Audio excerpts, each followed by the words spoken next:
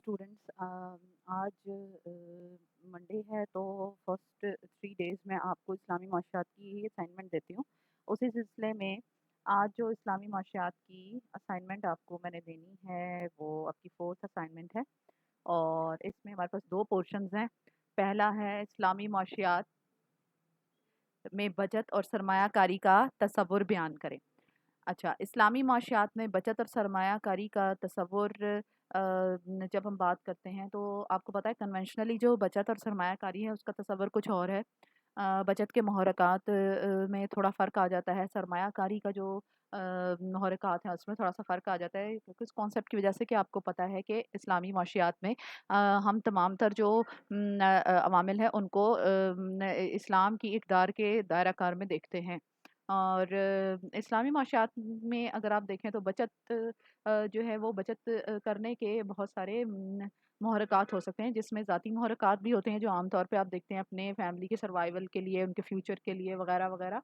इसके अलावा बचत करने की एक और वजह भी हो सकती है कि आप जो है वो अल्लाह की राह में ज़्यादा से ज़्यादा देना चाहते हैं, ख़र्च कम करते हैं और बचाकर ज़्यादा से ज़्यादा अल्लाह की राह में लगा देते हैं या इन्फ़ाक़ फ़ी सबीलिल्लाह करते हैं, सदक़ात व ख़ैरात ज़्यादा से ज़्यादा देते हैं, दूसरों की मदद ज़्यादा से ज़्यादा करते हैं, तो नेक कामों में लगा देते हैं। तो ये जो है वो भी बचत करने का महरक हो सकता है एडिशनली।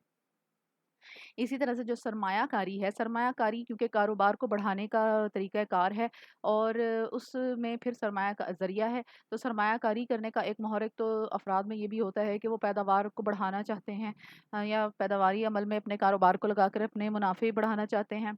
तो लेकिन इसमें जब हम कन्वेंशनली देखेंगे तो सरमायाकारी का महरक सिर्फ़ ज़ाती मुनाफ़े का हसूल है। सरमायाकारी करके उससे ज़्यादा से ज़्यादा अपने पैसे को बढ़ाना है। जबकि इस्लामी माशियात के मुताबिक सरमायाकारी करने का महरक दर हकीकत ना सिर्फ दुनियावी मुनाफ़े का हसूल है बल्कि अख़रवी फ़लाह का हसूल भी है। इसकी जो एक्सप्लेनेशन हम इस तरह से दे सकते हैं कि जो सरमायाकारी है जब वो कोई भी फ़र्द करेगा इस नीयत से करेगा कि वो मुआशरे की भलाई की अशिया व ख़दमात पैदा करे और उनकी ज़रूरियात पूरी करने के लिए अपनी अपने सरमाए को इस्तेमाल में लाए। साथ ही साथ वो अपनी भी अपने ख़ानदान की जो परवरिश वग़ैरह है उसके लिए भी वो रकम हासिल करना चाहता है, ये उसका ज़ाती महरक होगा। तो उसमें फिर ना सिर्फ़ उसमें नाजायज़ मुनाफ़ाख़ोरी नहीं आएगी, ख़ुदगर्ज़ी नहीं आएगी, बल्कि वो ऐसी अशिया बनाएगा जिससे दूसरों को नुकसान ना हो। तो जो बचत और सरमायाकारी के महरक़ात हैं या तसव्वुरात हैं, वो इस्लामी माशियात में डिफ़रेंट हैं as compared with the conventional economics, ठीक है? या बैनुल अक़वामी जैसे माशियात कहते हैं दूसरी। अच्छा, दूसरा हिस्सा इसका इस्लामी माशियात का जो है क्वेश्चन उसमें इर्तिकाज़ दौलत को रोकने के आलात कार तफ़सील से बताएँ। क्योंकि इस्लाम में इर्तिकाज़ दौलत की ममानियत की गई है। इर्तिकाज़ दौलत का मतलब क्या है? दौलत का चंद हाथों में मुर्तकिज़ हो जाना।